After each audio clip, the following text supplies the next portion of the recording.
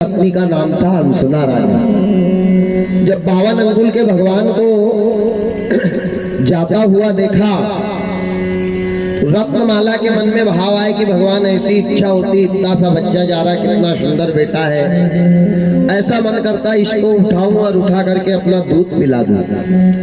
भगवान ने रत्नमाला के मन की बात को जान लिया। भगवान वामन ने कहा अगरबत्ती अंदर नहीं डाले भैया, नारियल भर डाले बस। इन बातों का आप लोग ख्याल रखा करो।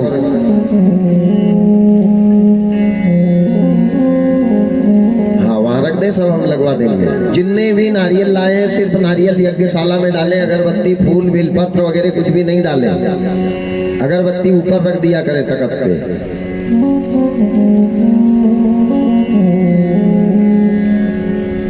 भगवान ने रत्नमाला के मन की बात को जाना और जान करके कहा देवी मैं अभी तेरे पिता से 3 पग पृथ्वी नापने जा रहा हूँ, और तेरा दूध पीने रह गया तो तेरे पिताजी का यज्ञ पूरा हो जाएगा, और तेरे पिता का यज्ञ अगर पूरा हुआ तो देवताओं के ऊपर आक्रमण हो जाएगा।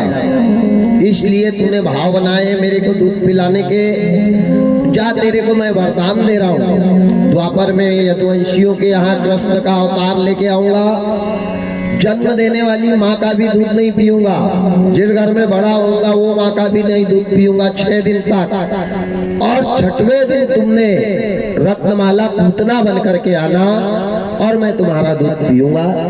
भगवान ने 6वें दिन पूतना को कल्याण किया है, पूतना का पहपान किया है, दूध पिया है और पूतना को अपने परम धाम को भिजवाया है।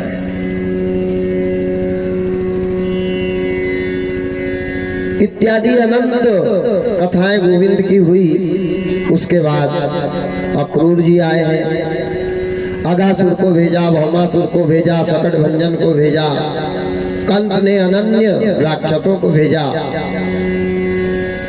लेकिन किसी भी राक्षस को भगवान ने वापस नहीं जाने दिया और अपने ब्रज धाम में ही उनको परम धाम को भिजवाया।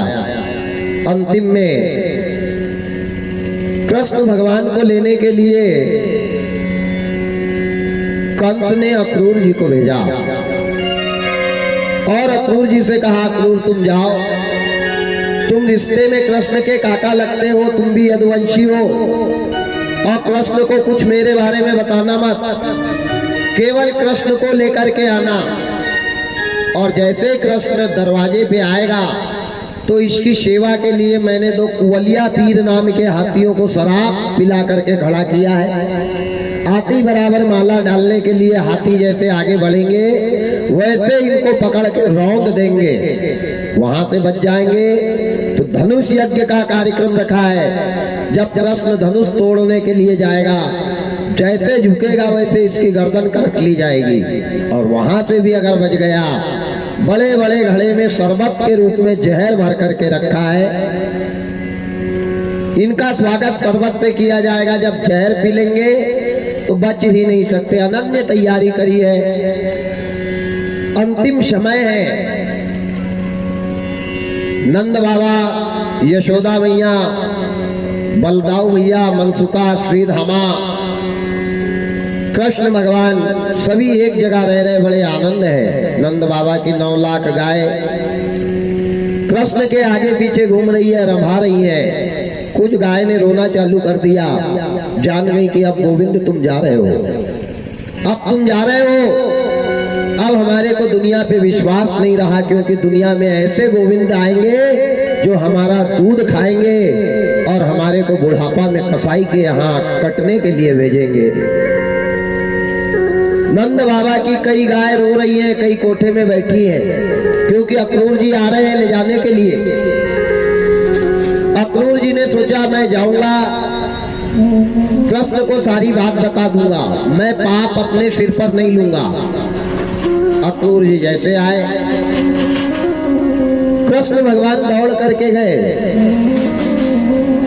और अक्रूर जी को गले से लगाया, गले से लगा के कहा चाचा कैसे आए आप। अक्रूर जी कन्हैया को गले लगा करके रोने लग गए और रो करके कहने लग गए कन्हैया तुम मथुरा मत चलना, क्योंकि कंस ने तुम्हारे को मारने के लिए सारे प्रोग्राम बना के रखे हैं। मैं सत्य सत्य तुमको बता रहा हूँ, मेरे को दोष ना लगना चाहिए और तुम बिल्कुल मत चलो। इन्हें कहा काका आप चिंता मत करो, आप घर आओ पहले। कृष्ण भगवान गले में हाथ डाल के अक्रूर जी को घर लेकर के गए। भगवान ने चांदी की थाली में अपने चाचा के पैर धोए हैं। अक्रूर जी का बड़ा सम्मान किया, स्वागत किया, सत्कार किया। अक्रूर जी ने सारी कथा सारी व्यथा नंद बाबा को बताई। नंद बाबा रोने लग गए। दौड़ के आए, कन्हैया को गले से लगाया, कहा कन्हैया मत जाओ गोविंद। बलराम जी तैयारी कर रहे हैं। जैसे नंद बाबा के राज्य में गोपियाओं को पता चला तो 9 लाख गोपियों ने आकर के कृष्ण भगवान को घेर लिया और कहा कन्हैया अभी मत जाओ, अभी तो तुम्हारे से हमारी ना मुलाकात हुई है ना बात हुई है। ये तो बचपने का जीवन अपना बीता है, अब बाकी उम्र बाकी है। कन्हैया हमारे को छोड़ करके मत जाओ। कन्हैया एक एक गोपियों को गले से लगा रहे हैं और गले से लगा कर कह रहे गोपिकाओं मत जाओ, तुम्हारे पास मेरी अनन्य भक्ति का वास रहेगा, मत रो मत रो मत रो। कृष्ण भगवान तैयारी करने लगे। जैसे तैयारी कर रहे हैं नंद बाबा की 9 लाख गाय ने आकर के रथ को पूरा घेर लिया है। रथ के आसपास अपन खड़े हो जाएंगे तो कन्हैया रथ पर नहीं बैठ पाएगा। कन्हैया जैसे रथ की तरफ आने लगे तो कुछ गाय सींग से कन्हैया को पीछे धकाने लगी, मानो ये कह रही है कि कन्हैया हमारे को छोड़ करके मत जाओ, क्योंकि इस दुनिया में हमारा अब कोई साथी नहीं है जिसको हम पालेंगे, जिनकी औलाद को दूध खिलाएंगे, वही लोग हमारे ऊपर अत्याचार करेंगे। गोपिकाओं ने पकड़ लिए पैर भगवान के और रोने लगी। रो कर के कहने लगी कन्हैया मत जाओ मत जाओ मत जाओ। न जी भर के देखा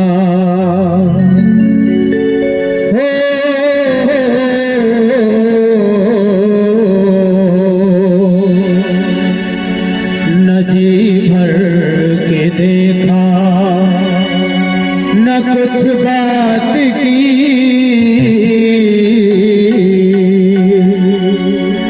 न जी भर के देखा न कुछ बात की,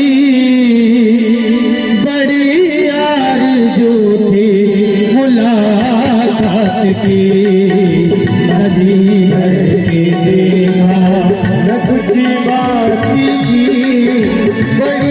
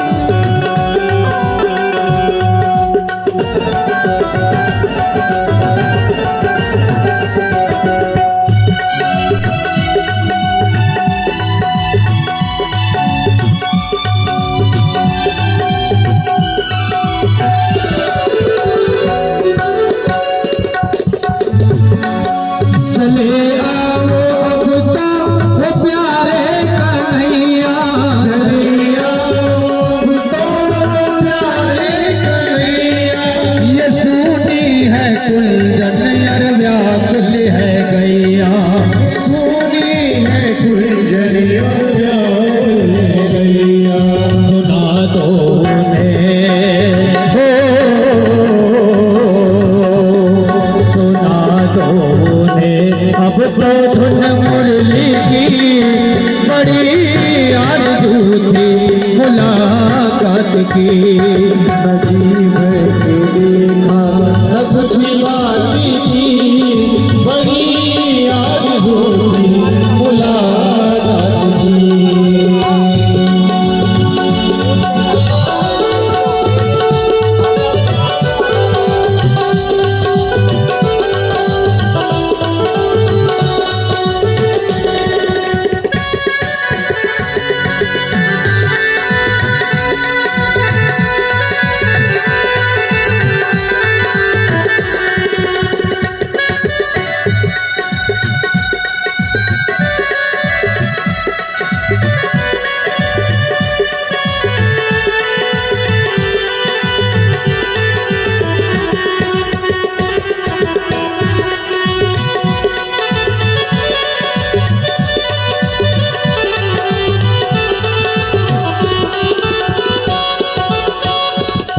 तेरा मुस्कुराना भला कैसे भूले, तेरा मुस्कुराना भला कैसे भूले। ओ सावन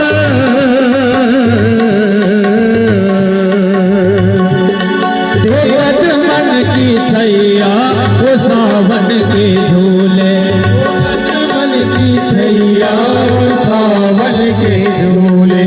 तेरा मुस्कुराना भला कैसे भूले, तेरा मुस्कुराना भला कैसे भूले। वो सज मन की छैया वो सावन के झूले, वो सज मन की छैया वो सावन के झूले। ना कोयल की कुहू, ना कोयल की कुहू, न पपीहे की पीर, बड़ी आरज़ू थी मुलाकात की। नदी भर के देखा न कुछ बाकी थी, बड़ी आरज़ू थी मुलाकात की। नदी भर के देखा न कुछ बात की, बड़ी आरज़ू थी मुलाकात की, बड़ी आरज़ू थी मुलाकात की, बड़ी आरज़ू थी मुलाकात की। कर मत जाओ, ना जी भर के देखा ना कुछ बात की, बड़ी आरज़ू थी मुलाकात की। चले आओ अब तो प्यारे कन्हैया, ये सुनी है कुंजन और प्यासी है गैया। सुना दो इन्हें अब तो धुन मुरली की, बड़ी आरज़ू थी मुलाकात की। कुछ ने पकड़ लिया, कुछ रथ के ऊपर जाकर के बैठ गई। मत जाओ मोहन, नंद बाबा रो रहे हैं, यशोदा मैया दरवाजे पे हिचकी ले रही है, आज कन्हैया और बलराम जी जा रहे हैं। ये सत्य है मेरे भाई, आने वाले को जाना है, जो आया है उसको जाना पड़ा है, आज नहीं तो कल। और काल सबको ले जाता है, काल ने किसी को छोड़ा नहीं। कुछ गोपिकाओं ने विचार किया कि कन्हैया रुकने वाले नहीं है, इनको भला कौन रोक सकता है। तो एक काम करो, इनके चक्के के नीचे ईंट बन के लेट जाओ। जब चक्के में ईंट लग जाएगी तो चक्का आगे ही नहीं बढ़ेगा, और चक्का आगे नहीं बढ़ेगा तो कन्हैया जाएंगे ही नहीं। वारे परमात्मा कितना प्रेम है। जैसे चक्के में ईंट बन के लेटी है सारी गोपिकाएं, भगवान ने देख नहीं पाए चक्के के नीचे। भगवान रथ पे चढ़े और अक्रूर जी से कहा, अक्रूर जी चलाओ रथ। जैसे अक्रूर जी रथ पे आए, बलराम भैया हल मुसल लेकर के खड़े हैं, कृष्ण भगवान पीछे खड़े हैं, अक्रूर जी रथ की रस्सी लेकर के अड़े हैं और नीचे ईंट बन के गोपिकाएं लेटी हैं। अंतिम समय है, एक एक श्वास श्वास गोपिकाओं की कृष्ण कृष्ण कृष्ण कह रही थी। और जैसे अक्रूर जी को भगवान ने कहा रथ चलाओ, जैसे रथ चला तो हजारों गोपिकाओं का गला कट गया, कुछ का पैर कट गया, कुछ की कमर कट गई, कुछ के दो दो तीन तीन टुकड़े हो गए, खून बहने लगा। और शरीर के दो टुकड़े होने के बाद भी गोपिकाओं का वो शरीर कृष्ण कृष्ण कृष्ण कहने लगा। जैसे भगवान का रथ आगे बढ़ा, भगवान ने अपने रथ के चक्के को जब लाल देखा तो रथ को रुकवाया और दौड़ करके गए, जाकर के उन गोपिकाओं के एक एक टुकड़ों को हाथ में उठाया है। और कृष्ण भगवान रो रहे हैं, गोपिका ये तुमने क्या किया, आज अपने प्राणों का बलिदान दे दिया। गोपिकाओं का शरीर कटने के बाद भी कूद रहा है, मानो उनके रक्त के एक एक कण में कृष्ण का प्रेम भरा हुआ है।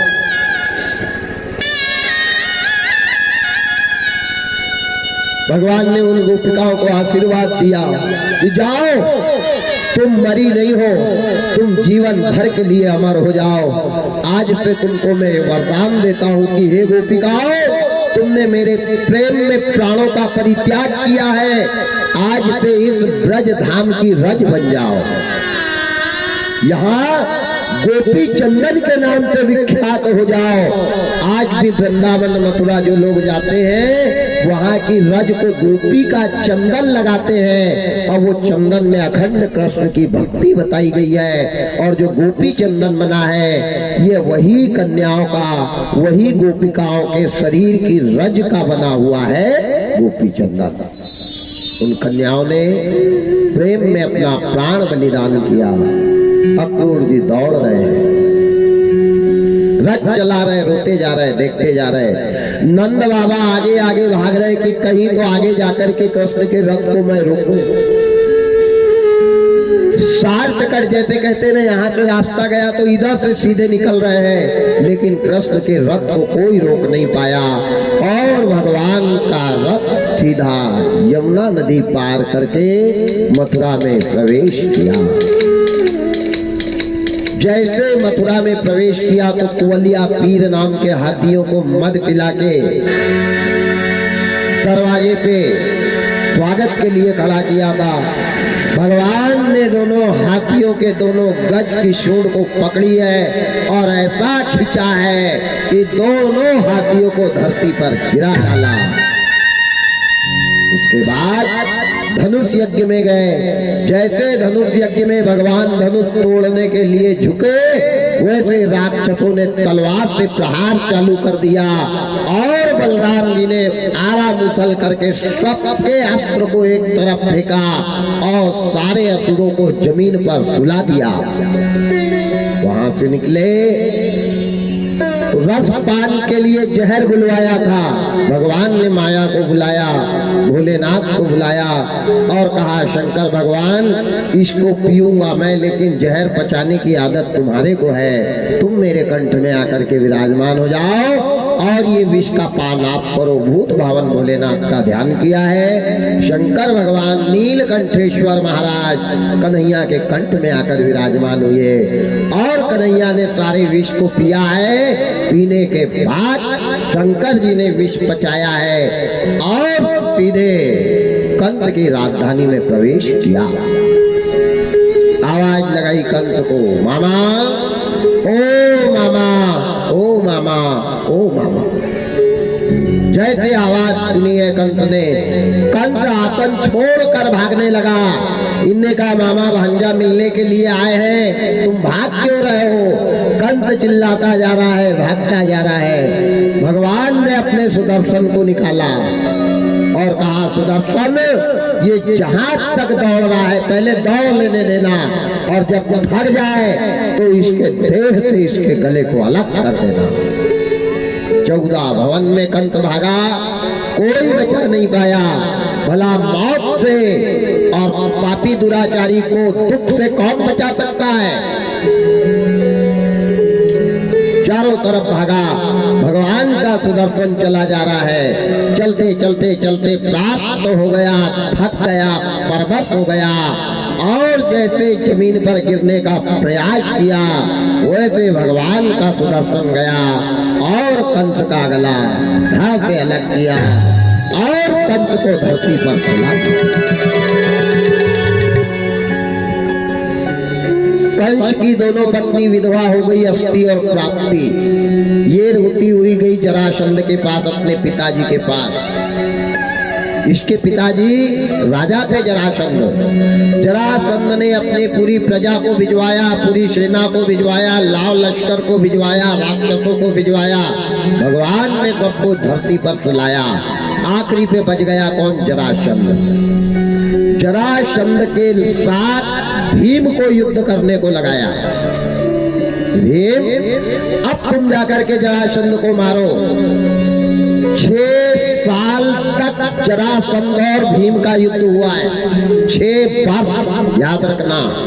और जरासंध को भीम बीच में से चीर देता था और चीर के फेंकता था तो ये आके फिर जुड़ जाता था और युद्ध करने लग जाता था। इसको वरदान था। किसका वरदान था? थोड़ी सी कथा है, बता देता हूँ। एक राजा की 2 पत्नी थी। अब राजा के यहाँ संतान नहीं हो रही थी तो राजा बड़े दुखी थे। बहुत दुख पाया इनने। बुढ़ापा आ गया। बुढ़ापा में एक देवल यामक नाम के संत के पास ये राजा गए और इनने जाकर के संत जी से अपनी व्यथा, अपनी व्याधि, अपना दुखड़ा कहा। महाराज, क्या बात है, आज तक मेरे यहाँ संतान नहीं हुई, क्या मैं जीवन भर बांझ रह जाऊंगा? क्या मेरे वंश को चलाने वाला कोई नहीं आएगा? संत जी को बड़ी दया है। संत जी ने इसका भाग्य देखा राजा का, और भाग्य देख करके क्या देखा कि पुत्र तो इसके भाग्य में है लेकिन पुत्र का सुख इसके भाग्य में नहीं। पुत्र मिल जाएगा। माताएं फूल अगरबत्ती यज्ञशाला में ना डालें, केवल नारियल भर डालना है। पुत्र मिल जाएंगे लेकिन पुत्र का सुख इसके तकदीर में नहीं लिखा है। पर ठीक है, अगर ये पुत्र की इच्छा रख रहा है, पुत्र की कामना रख रहा है तो मैं इसको अवश्य पुत्र दूंगा।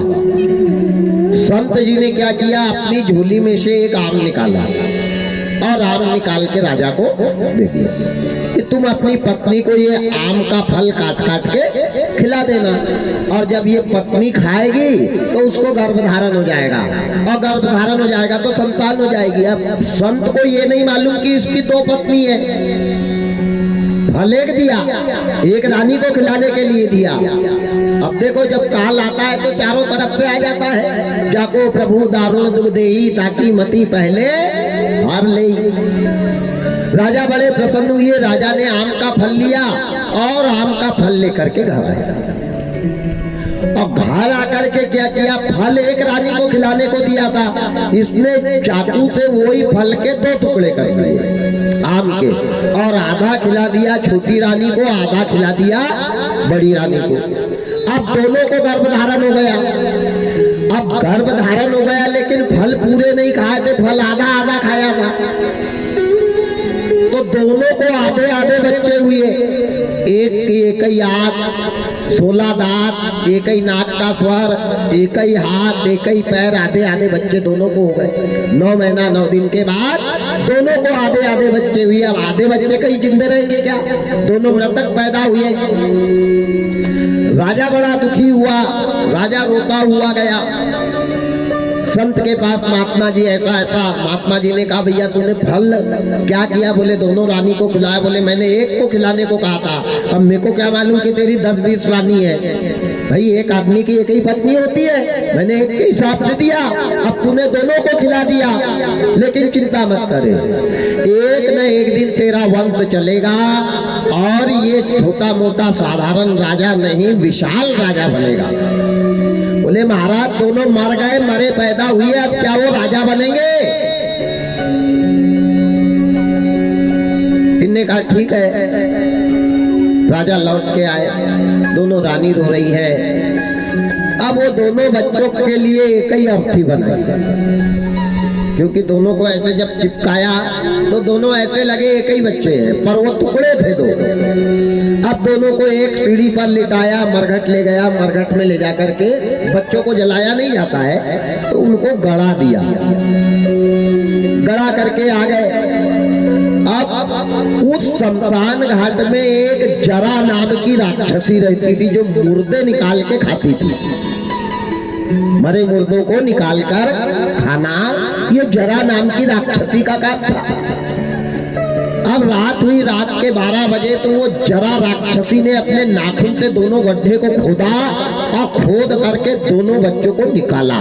अब जैसे निकाला तो वो राक्षसी उनको खाना भूल गई, उसको इतनी दया आई कि देखो कितने सुंदर सुंदर बच्चे हैं। अरे संत की शक्ति थी, संत के फल का प्रताप था, तो उसने दोनों को ऐसे जैसे चिपकाया तो इतने सुंदर लगे कि मानो बोलने का बाकी रह गया। तो जरा ने सोचा कि इनको जीवित करूंगी मैं, तो जरा ने उन दोनों बच्चों को जोड़ा और जोड़ करके अपनी प्राण शक्ति, अपनी त्याग शक्ति के बल से जीवित कर दिया और उस बच्चे का नाम रख दिया जरासंध। जिसको जरा ने जिंदा किया वो राक्षसी का नाम रखा जरासंध। संध यानी लाइन, दीवार, दरार, कहते ना दीवार में संध पड़ गई, संध यानी लाइन। तो इसके शरीर में खड़ी बीच में से एक लाइन दिखती थी, इसलिए इसको संध कहा, और जरा ने जिंदा किया था इसलिए इसका नाम पड़ गया जरासंध। ये राजा बना, बहुत अच्छा राजपाट चलाया इसने। इसकी 2 बेटी हुई जिनका विवाह कंस के साथ किया था, अस्थि और प्राप्ति का। और इस जरासंध ने गरीबों की कई बच्चियों को कारागार में कैद करके रखा था। वो तड़प रही थी, वो भगवान का रास्ता देख रही थी कि भगवान कब आए और कब हमारे को छुड़ाए, हम भगवान को पति के रूप में पाना चाहते हैं। और जरासंध को आशीर्वाद दिया था कि तेरी मौत कभी होगी ही नहीं, तेरे को कोई बीच में से चीर भी देगा और ऐसा फेंकेगा तो तुम आपस में आके चिपक जाओगे और युद्ध करने लग जाओगे। महाभारत में हाहाकार बचा दिया था जरासंध ने। ध्यान देना, कृष्ण भगवान की भी खोपड़ी का पसीना एड़ी पर टपक गया था कि अब क्या करें उपाय। ये मरने, जितनी बार इसको चीरा है उतनी बार भीम ने चीरने के बाद ये जुड़ा है और युद्ध में भीम के साथ लड़ा है। साधारण आदमी के साथ जरासंध का युद्ध नहीं हुआ, भीम के साथ हुआ था। पर इसको एक श्राप भी था कि तेरे को कोई बीच में से चीर के उल्टा फेंक देगा, इधर का भाग इधर और इधर का भाग इधर, तो तुम फिर मर जाओगे, फिर उल्टा चलने लग जाओगे। और जो सीधा फेंकेगा तो तुम जुड़ करके युद्ध करने लग जाओगे। अब कृष्ण भगवान ने भीम को लड़ने दिया और एक लकड़ी उठाई और लकड़ी उठा करके कहा, मजले भैया इसको बीच में से ऐसे चीरो और चीर करके इधर का इधर फेंको और इधर का इधर फेंको। जब 2 तरफ भीम ने चीर कर फेंका है तो जरासंध की मौत हुई है और जरासंध के कारागार से अनन्य कन्याओं को छुड़ाया है। उन कन्याओं ने पति के रूप में भगवान मेरे गोविंद को पाया है। उसके बाद कारागार गए, कारागार में जाके अपने नाना नानी को कारागार से मुक्त किया। अपने माता पिता वसुदेव देवकी के चरण स्पर्श करे देवकी ने गले से लगाया है कन्हैया को और तड़प तड़प कर रोने लगी, कहने लगी, गोविंद मैंने ऐसा क्या पाप किया था बनवारी जो आज मेरे को दर्शन दे रहे हो। भगवान ये मेरे कौन से पाप का फल है और मेरे बाकी के 6 बच्चे कहाँ हैं गोविंद? क्या मैं उन बच्चों को नहीं देख पाऊंगी? अरे सभी को मैंने 9 माह अपने गर्भ में रखा है। भगवान ने देवकी के मरे हुए 6 बच्चे को ला करके दिया है, ध्यान देना।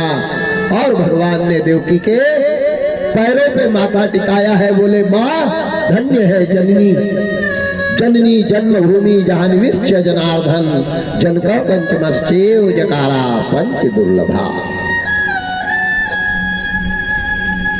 देवकी वसुदेव को मथुरा का राज्य दिया है, राज सिंहासन पर भगवान ने बैठाला है और भगवान ने माता पिता को प्रणाम किया और कहा अब हम जा रहे हैं।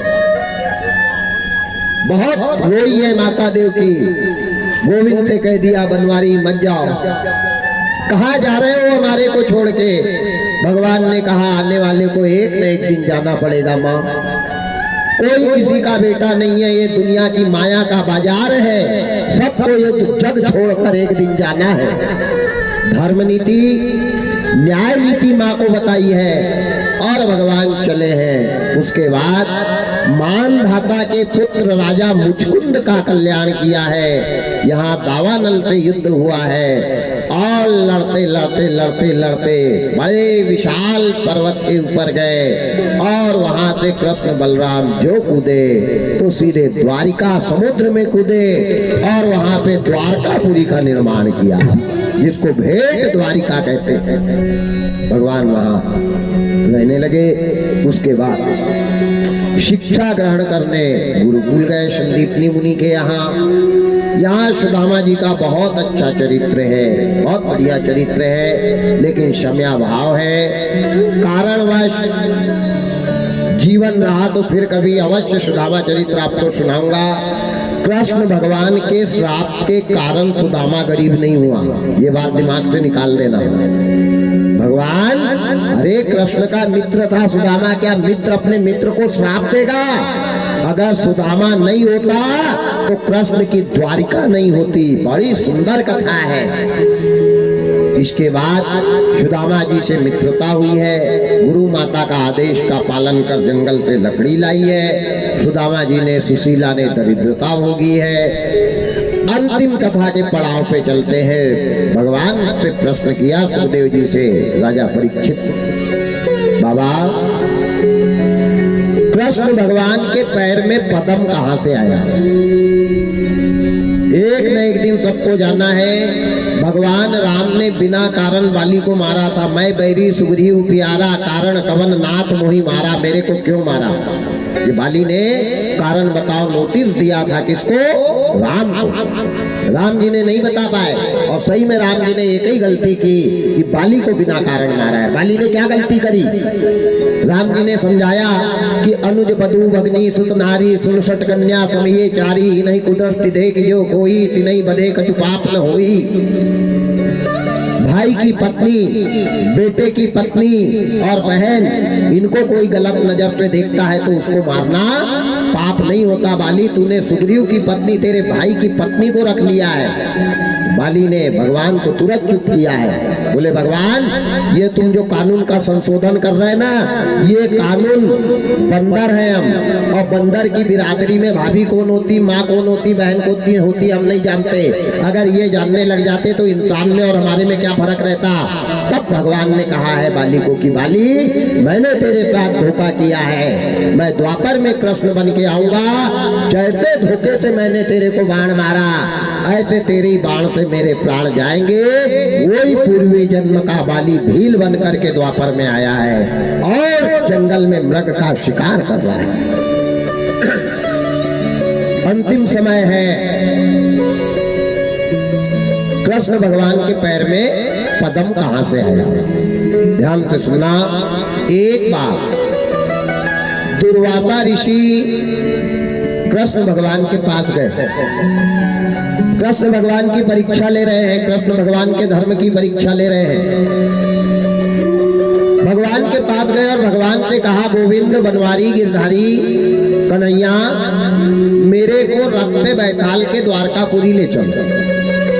कृष्ण भगवान ने बढ़िया रथ लाया, रथ के ऊपर दुर्वासा ऋषि को बैठाला और जैसे घोड़े को चलाने लग गए वैसे दुर्वासा ऋषि ने कहा रथ को घोड़ा नहीं खींचेगा। बोले बाप रे घोड़ा नहीं खींचेगा तो कौन खींचेगा? बोले तुम्हारी 16,108 रानी है, सबको लाओ वो खींचेंगी रास्ता। आज परीक्षा है, भगवान की भी परीक्षा हुई है। तुम्हारी 16,108 रानियों को लाभ वो खींचेंगी रात। कृष्ण भगवान ने सोचा क्या मालूम सुनती या नहीं सुनती, बड़ी विडंबना है। पर भगवान गए और 16,108 रुक्मणी सहित सारी माताओं को कहा, सारी की सारी माताएं आई और रथ की लकड़ी को, रथ की रस्सी को, रथ के चके को धकाने लग गई, खींचने लग गई, ताकत लगाने लग गई। अब दुर्वासा ऋषि ऐसे रथ पे बैठे कि एक एक हाथ रथ के चके जमीन में घुस गए। इतना वजन था दुर्वासा ऋषि का, एक एक हाथ चके रथ के नीचे घुस गए। ये परीक्षा की घड़ी है। अब माताओं से कह रहे खींचो। अब बताओ, जो रथ जमीन के अंदर घुसते जा रहा उसको बाइया खींच लेंगी क्या? माताएं फिर भी ताकत लगा रही। कन्हैया से कहा, कन्हैया तेरे ये बैल बड़े बेकार हैं, इनसे गाड़ी नहीं खींची जा रही है, इनको चलाने का कोई व्यवस्था। कृष्ण भगवान ने भी अच्छा रस्सी का सोटा बना करके दे दिया दुर्वासा ऋषि के हाथ में कि ये बैल इसके सिवा बस में आते ही नहीं है। तो दुर्वासा ऋषि ने इतना मारा है, इतना मारा है, 16,108 रानियों को लहू लुहान कर दिया, पूरी पीठ काली कर दी। ध्यान देना, पर रथ नहीं निकला। जब गोपिकाओं को मारते हुए कृष्ण ने देखा तो कृष्ण की आंखें आंसू से भर गई और भगवान ने रथ के पीछे जाके केवल हाथ लगाया। जैसे हाथ लगाया, हाथ लगाते बराबर रथ द्वारकापुरी पहुंच गया। इतना मारा। मारने के बाद दुर्वासा ऋषि ने कहा, बड़ा लंबा सफर करके आ रहे हैं, मेरे को भूख लगी है, तुम्हारी पत्नी से कहो मेरे लिए खीर बनाएंगी। अब बताओ, आप शाम को अपनी पत्नी को खूब मार लो और सुबह उससे कहो कि गरम गरम भजिया बना दे मेरे लिए, मैं जा रहा हूं, तो ईमानदारी से बताओ वो भजिया बनाएगी क्या? बासी वाली मिल जाए वही बहुत है। पर कृष्ण भगवान ने जाकर के गोपिकाओं से कहा तो गोपिकाएं बेचारी खीर बनाने लग गई। दुर्वासा ऋषि के लिए खीर बनाई है। खीर बना के बहुत बड़े पात्र में ला करके कन्हैया के हाथ में दी। कन्हैया ने ले जाकर दुर्वासा ऋषि को खीर दी और दुर्वासा ऋषि ने एक ही सांस में पूरी खीर पी गए। उसके बाद झूठी थाली पकड़ा दी कृष्ण को।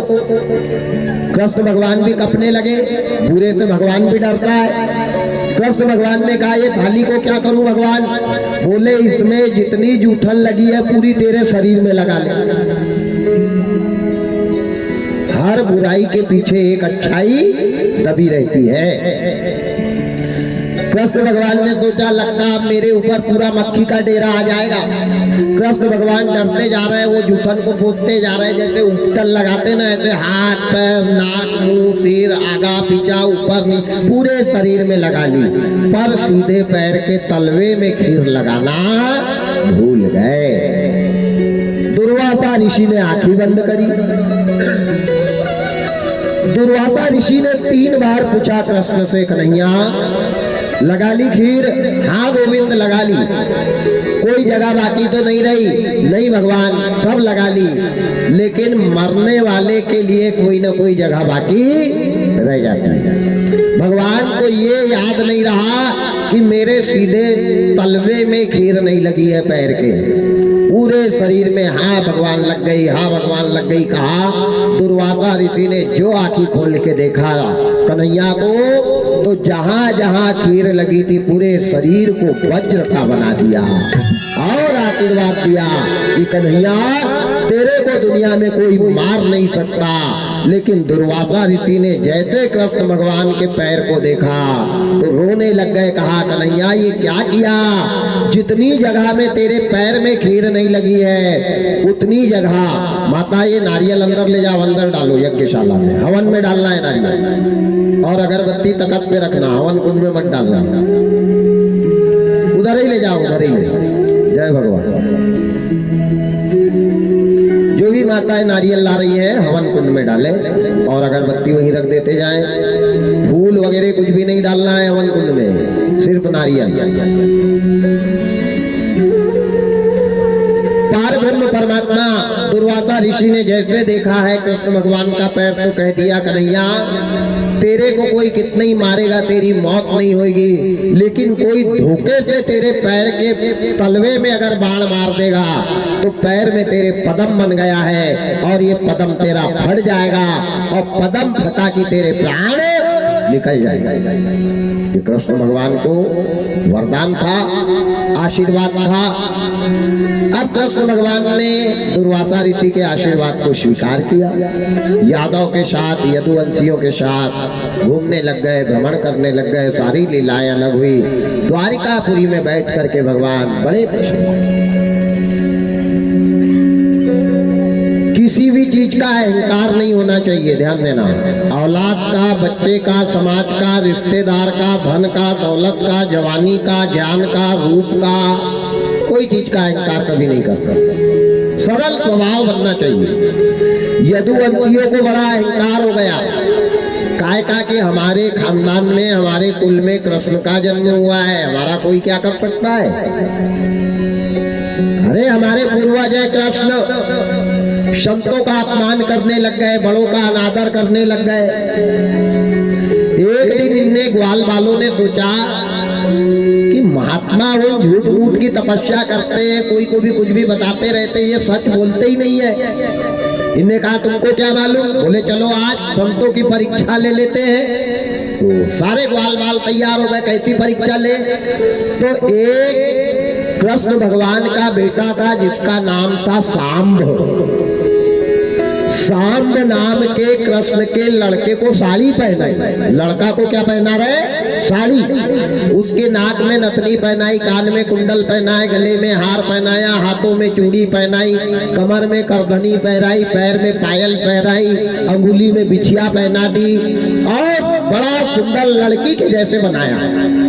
और लड़की के जैसे से बना करके घर के फटे कपड़े का एक गट्ठा बनाया और वो फटे कपड़े का गट्ठा उसकी कमर में बांध दिया और ऊपर से साड़ी का आंचल ऐसे ढाक दिया। तो वो कैसे दिखने लगा जैसे किसी गर्भवती माता का शरीर बढ़ता है, ऐसे बड़ा पेट दिखने लग गया गर्भवती माता के जैसे वो लड़का दिखने लग गया। अब उसको घूंघट डाल दिया, मुंह छूछ ना दिखने पाए करके लंबा घूंघट डाल दिया और घूंघट डाल के यदुवंशियों ने वो सांब नाम के लड़के को सप्तऋषि के पास ले गए।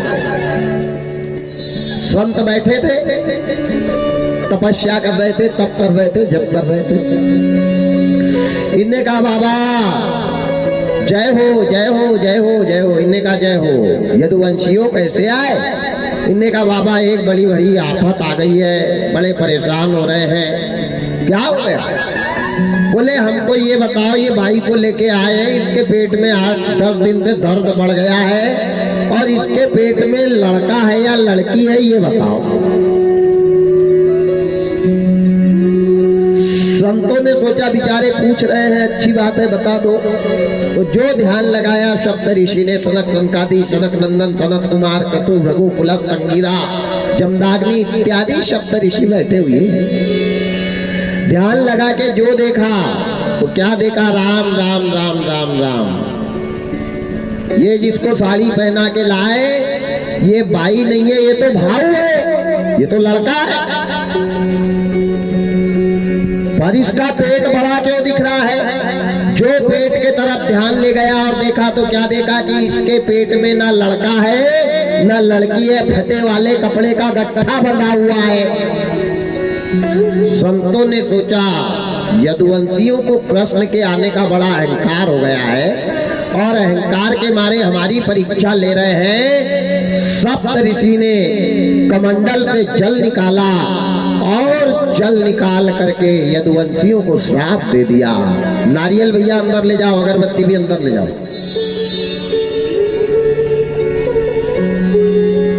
श्राप दे करके कहा कि अरे यदुवंशियों, जिस लड़के को तुम हमारी परीक्षा लेने के लिए लेकर के आए हो, ना ये लड़का है ना लड़की है, ना इसके पेट में बेटा है ना बेटी है, तुम हमारी परीक्षा ले रहे हो। जाओ, ये हमारा श्राप है कि इसके पेट में लोहे का मूसल जन्म लेगा जो तुम्हारी विनाश का कारण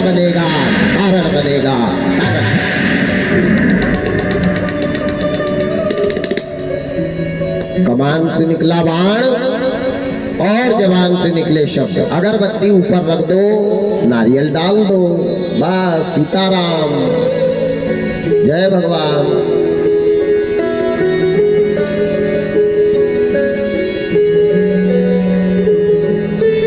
जो यदुवंशियों के विनाश का कारण बन जाएगा, कमान से निकला बाण और जबान से निकले शब्द कभी वापस नहीं। चिल्लाने लगे सारे ग्वाल बाल, भागे वहां से। नंद बाबा को पता लगा। नंद बाबा ने यदुवंशियों को बहुत डांटा कि तुमको ऐसा नहीं करना था। अरे ये अहंकार में जाकर के तुमने उनकी परीक्षा ले ली। संतों की कोई परीक्षा लेता है, लेकिन आप इनकी बात खाली भी नहीं जाएगी। क्या करूं क्या करूं, तो वो सांब नाम के लड़के के पेट को चिरवा दिया। जैसे चिरवाया तो एक बालिश का लोहे का मूसल उसमें निकला। अब नंद बाबा ने सोचा ये मूसल को क्या करूं, ये विनाश का कारण बनेगा। तो नंद बाबा ने उसको टुकड़े टुकड़े बारीक बारीक कण कण करवा दिया, बारीक करवा लिया पूरा, और बारीक करवा के समुद्र में फेंक दिया कि रहे वासना बजे बजे। अब होनी को कोई टाल नहीं सकता। वो मूसल के कण तैरते तैरते तैरते किनारे में आए तो सरोवर के किनारे, नदी के किनारे, तालाब के किनारे बारिश के दिनों में एक घास निकलता है जिसमें गांठ नहीं होती, और वहां से आदमी अगर चला जाए तो हाथ पैर पूरे चीर देता है, घाव बना देता है। वही मूसल के प्रभाव से छुरा घास जिसको कहते हैं उसकी उत्पत्ति हुई। कुछ यदुवंशी गौ चराने जाते थे और वो पेड़ को उचका कर एक दूसरे को ऐसा मार मार के कुछ मर गए। एक इतना बड़ा लोहे के मूसल का टुकड़ा समुद्र में बहता चला। अब बहते बहते चला तो अचानक एक मछली दौड़ी और मछली ने वो लोहे के टुकड़े को खा लिया।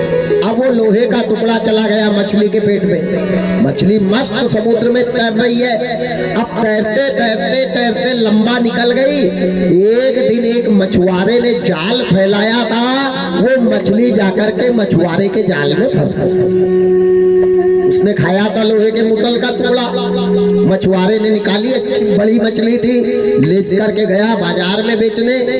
बाजार में जैसे रखी तो वो मछली को एक राजा ने खरीदा। अब मछली लेके राजा घर गया, सब्जी बनाने के लिए मछली को सफा करने लगा, उसके टुकड़े टुकड़े करने लगा। जब मछली के टुकड़े टुकड़े करे तो उसके पेट के अंदर से लोहे का टुकड़ा निकला। निकला राम राम, लोहे का टुकड़ा मछली के पेट में कहां से आया? हो सकता खा लिया होगा, सरोवर में कुछ मिल गया होगा। तो वो राजा ने लोहे के टुकड़े को उठाया और जंगल में फेंक दिया। कौन से जंगल में? जिस जंगल में पुराने जन्म का बाली भील बन के घूम रहा था। अब बाली मृग को मारने के लिए जंगल ही जंगल घूम रहा है। अचानक वो भील को लोहे का टुकड़ा मिला। तो भील ने सोचा इसको अच्छा पत्थर से घींच के पैना बनाऊंगा और अपने बाण का फन बना लूंगा, ताकि शिकार जल्दी हो। लोहे का फन सामने रहेगा तो शिकार जल्दी मरेगा। वही लोहे के मूसल के टुकड़े का फन बना लिया भील ने।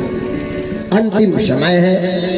कृष्ण भगवान यमुना के तट पे कदम्ब के वृक्ष के नीचे ऐसा पैर करके बैठे हैं। जो पैर में पदम था वही पैर को भगवान वारे तकदीर, वारे विधाता, वारे परमात्मा, ऐसा पैर करके भगवान का बैठना और पैर में से पदम का ऐसा प्रकाश निकला कि वो प्रकाश सीधा भील की आंखों में गया। भील ने सोचा किसी मृगणी की नाभि में कस्तूरी का प्रकाश हो रहा है। भील ने कुछ भी नहीं विचारा, केवल दूरी तय करी और वही लोहे के मूसल के फन वाला बाण निकाला, कमान पे संधान किया और इतनी जोर से खींचा कि बाण जाके सीधा भगवान के पैर में लगा और भगवान के पैर का पदम टूट गया। भगवान तड़प करके गोविंद यमुना के किनारे गिर पड़े। जैसे गिरे हैं नंद बाबा की 9 लाख गाय दौड़ करके आई, भगवान के पैर को चाट रही है, मानो बाण को निकालना चाह रही है और चाट चाट के घाव को अच्छा करना चाह रही है कि गोविंद अब हमारे को छोड़कर मत जाओ, कन्हैया हमारे को छोड़कर मत जाओ। ये क्या हो गया मोहन? कौन बांसुरी बजाएगा? कौन हमारे को बुलाएगा? कौन हमारी सेवा करेगा? कौन हमारे को रोटी खिलाएगा? कन्हैया मत जाओ, मत जाओ।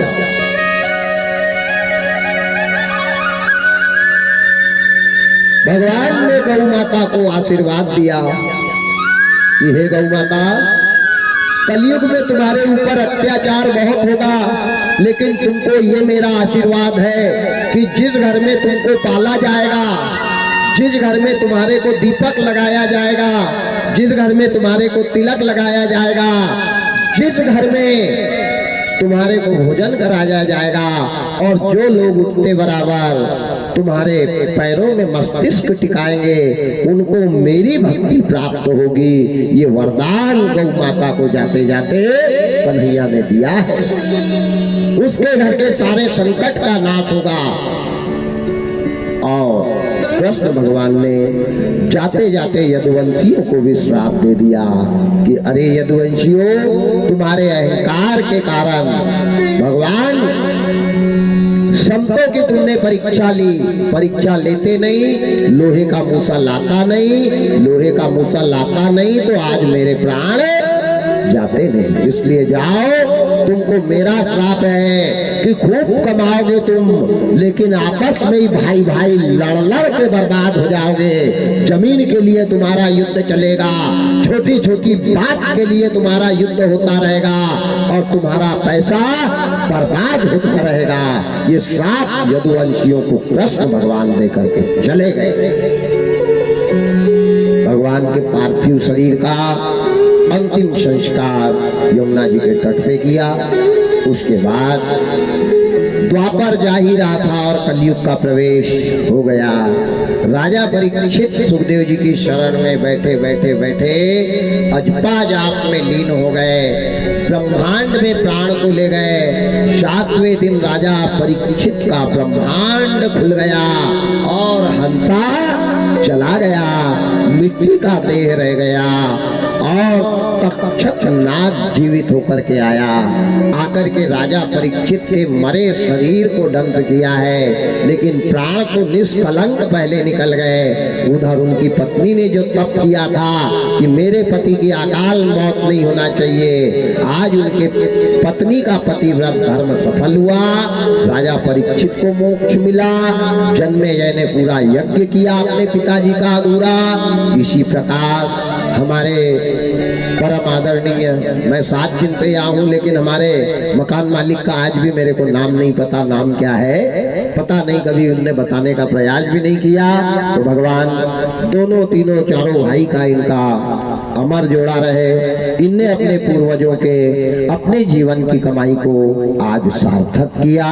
जीवन में जितना भी भूखे रह करके, प्यासे रह करके, धूप में तप करके इनने जो कमाई की, एक भैया तो माइंस में थे, माइंस का पैसा लोगों को लगता है कि बहुत कमाई होती है, लेकिन याद रखना माइंस के और इनके समय में तो कुछ था ही नहीं। वो तो व्यवस्थाएं आज हो गई है माइंसों में, इनके समय कुछ नहीं था। आदमी रोटी बांध कर जिंदा जाता था, लेकिन खदान से जिंदा आ जाए इसका कोई भरोसा नहीं होता था। तो इन दोनों भाइयों ने मिलकर के आज इस कार्य को सार्थक किया। जैसे राजा परीक्षित को मोक्ष मिला, वैसे इनके पूर्वजों को मोक्ष मिले। यज्ञ महाराज इनके जीवन के दुख दर्द संकट का नाश करे, हमेशा इनके बाल गोपाल सुखी संपन्न रहे। इनके दोनों बेटे का बहुत अच्छा योगदान, दोनों बहुओं का बहुत अच्छा सानिध्य था। इनके कुटुंब परिवार रिश्तेदार सभी का मैं बहुत बहुत आभारी हूँ। 7 दिन तक मेरे से 10 लोगों का मेरा परिवार है, मेरे से मेरे 10 लोगों के परिवार से जाने अनजाने में भी भक्तों के प्रति, परिवार के प्रति कोई गलती हुई हो 108 बार क्षमा करना।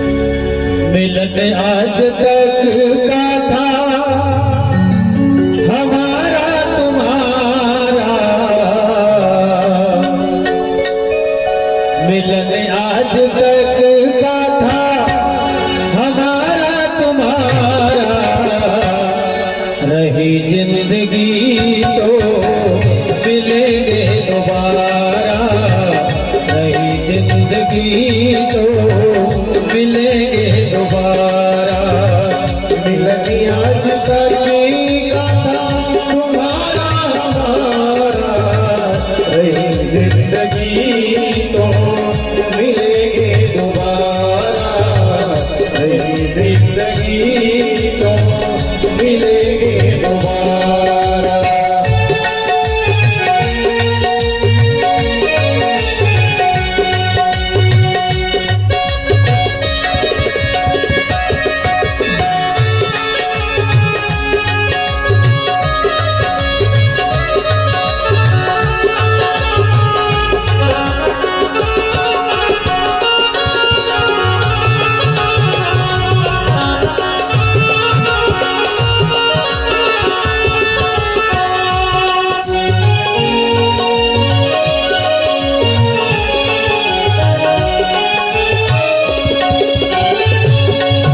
दिनों में रिश्ता बनाया, 7 दिनों में रिश्ता बनाया, सबको अपना हाल सुनाया, सबको अपना हाल सुनाया। रहेगा ये रिश्ता, रहेगा ये रिश्ता हमारा तुम्हारा, रही जिंदगी तो मिलेंगे दोबारा, रही जिंदगी तो मिलेंगे दोबारा।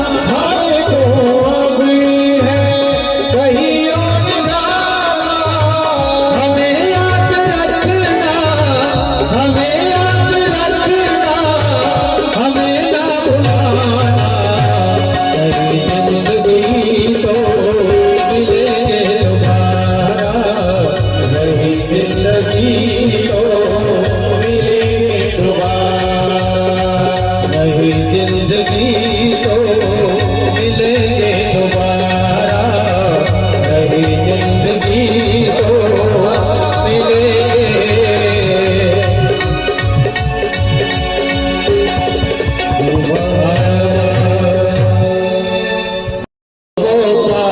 से है तार थी।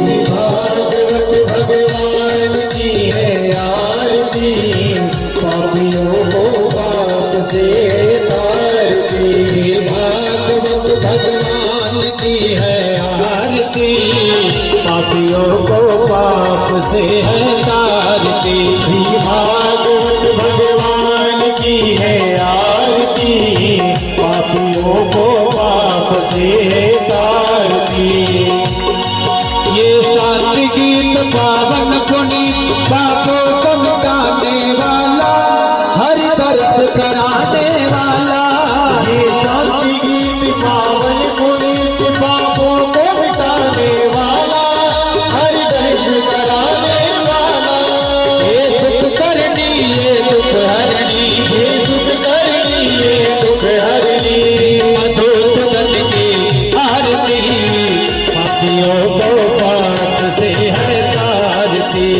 भागवत भगवान की है आरती, पापियों को पाप से है तारती। ये अमर ग्रंथ ये मुक्ति पंथ ये पंचम वेद निराला, नव ज्योति जगाने वाला। ये अमर ग्रंथ ये मुक्ति पंथ ये पंचम वेद निराला, नव ज्योति जगाने वाला।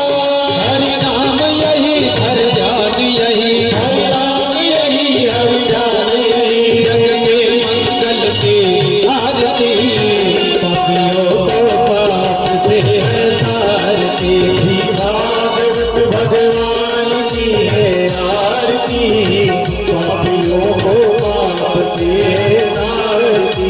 ये मधुर बोल जग पंथ को सतमार्ग बताने वाला, बिगड़ी को बनाने वाला।